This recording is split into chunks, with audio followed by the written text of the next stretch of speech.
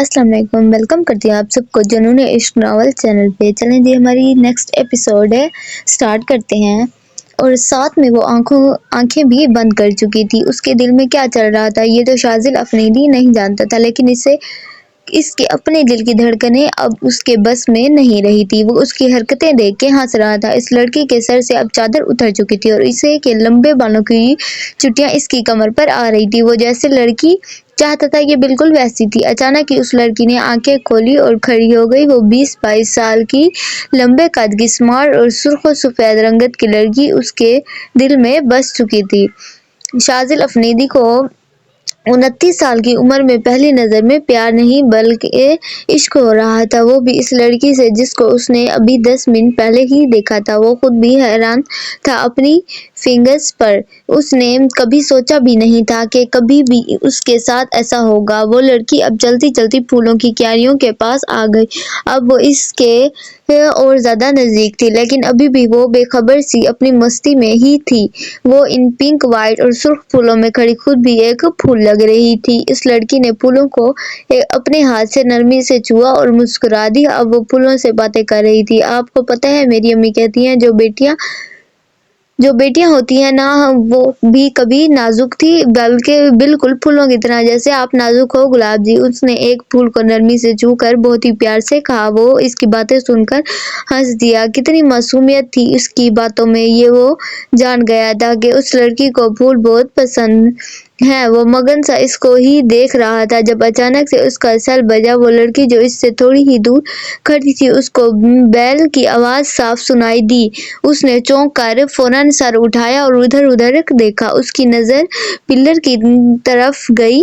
Pillar के पास black थर्पिस में मबरूस उस शख्स को अपनी तरफ देखते पाकर वो हैरान हो गई। उसकी बड़ी आंखें हैरानगी से और ज्यादा खुल गई थी। शाजिल ने सेल निकालकर नंबर देखा। कॉल आहद की थी। अब उसको याद आया वो ये क्यों आया। उसने कॉल पिक करके सेल कान से लगाकर उसकी लड़की की तरफ देखा। वो लड़की इसको देख चुकी थी और इसकी बड़ी बड़ी आंखों में गुस्से और नागौरी की वाज़ह झलक थी। और ये बात शाजिल अफरीदी ने भी नोट की थी।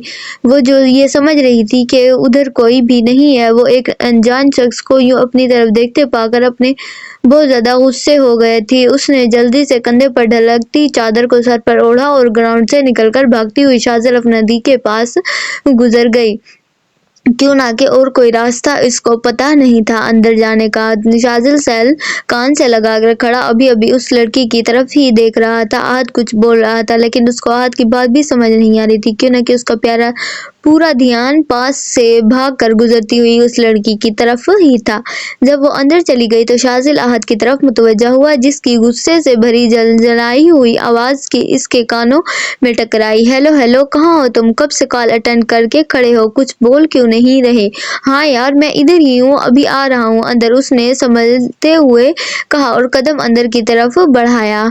वो ऐसे ही तेजी से भागती हुई हाल में पहुंची। सबसे बड़ी हैरत से उसको देखा, लेकिन वो इधर उधर देखे बगैर जाकर समरा के पास बैठ गई। भागने की वजह से उसकी सांसें बड़ी तेज तेज चल रही थी। क्या हुआ सीरत, तुम इतनी घबराई हुई क्यों हो? समरा ने उसकी हालत देखकर परेशान हो गई और बहुत फिक्रमंदी से उसने सीरत के कंधे पर हाथ रखकर पूछा कि कुछ भी नहीं, मैं ठीक हूँ, उसने संभलते हुए लड़खड़ाती हुई आवाज में जवाब दिया और उधर इधर देखा। सब लड़कियां अब भी इसकी तरफ हैरानगी से देख रही थी। वो सीधी होकर बैठ गई और खुद को कंपोज करने की कोशिश करने लगी। लेकिन मुझे तो तुम ठीक नहीं लग रही हो तुम, समरा, उसने कांपते हुए हाथों को अपने हाथों में लेकर तशवीश से कहा। यार मैं बिल्कुल ठीक हूँ, तुम टेंशन ना लो, मैं अभी आती हूँ वॉशरूम से होकर, उसने समरा को तसल्ली दी और वहां से उठ गई। क्यों ना कि सब अभी भी उसको देख रहे थे। थोड़ी देर बाद वापस आई तो काफी संभली हुई थी। उसको नॉर्मल देखकर समरा ने सुकून का सांस लिया। समरा, इंटरव्यू स्टार्ट हुआ कि नहीं, उसने नॉर्मल अंदाज में पूछा। बस मैडम का बेटा आ चुका है, अब इंटरव्यू स्टार्ट होने वाला है। समरा की बात सुनकर उसको वो इंसान याद आ गया जिसको उसने थोड़ी देर पहले देखा था। ओह, तो वो इंसान मैडम का बेटा था, उसने दिल में सोचा। उसके साथ ही उसको वो सब भी याद आया जो अभी बाहर हुआ था। पता नहीं वो कब से उसकी हरकतें देख रहा था, पता नहीं वो कब आया था। सीरत को इस इंसान की फजूल हरकत पर भी गुस्सा आ रहा था। इसके दिल में शाजिल अफरीदी افریدی کے لیے بدگمانی آ چکی تھی۔ بدگمان ہونا اس کی ایک بہت بری عادت تھی۔ کہاں چلے گئے ہو تم یہاں کیوں آئے ہیں؟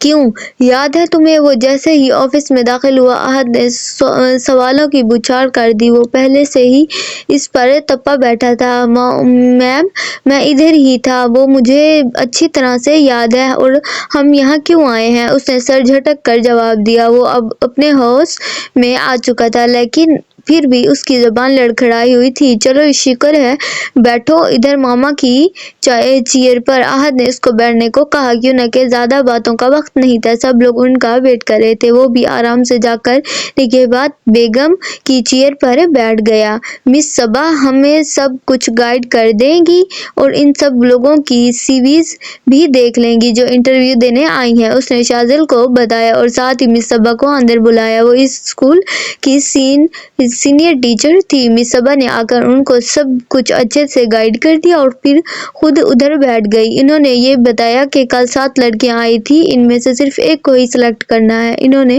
یہ بھی بتایا کہ لڑکی اچھی ہو، اس کے پاس نالج ہو اور زیادہ ماڈرن نہ ہو۔ شاذل افریدی کے آگے اس لڑکی کا سرا پادرا آیا جو بہت سادہ اور پیاری سی تھی۔ اس لڑکی کو یاد کر کے اس کے چہرے پر مسکراہٹ پھیل گئی۔